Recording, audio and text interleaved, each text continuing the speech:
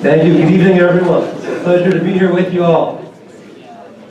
So we just finished the book of Genesis, and now we began our journey in the book of Exodus. Wonderful, beautiful book. In Hebrew, the book of Exodus is called Shemot, which means names.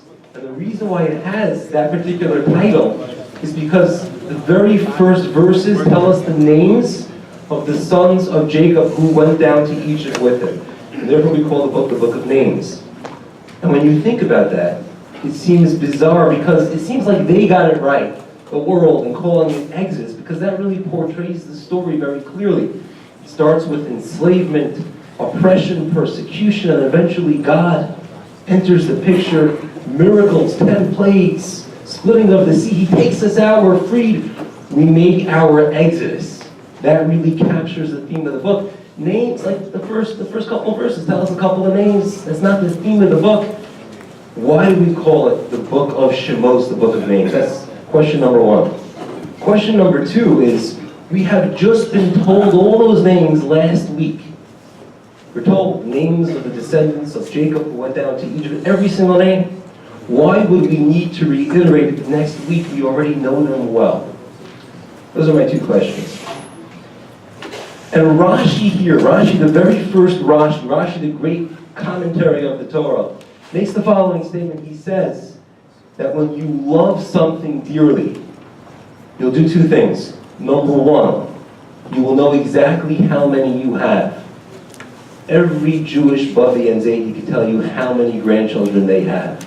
They know. They may not get the names right all the time, but they know how many grandchildren they have. But the other thing that Rashi says you'll do is, when you love somebody, you will always refer to them by their name. It's endearing. It shows love. I was in a store and they were playing the radio and there's this song in pop culture called Say My Name, Say My Name. And there's a reason why you want someone to say your name, because it feels good. It means they love you.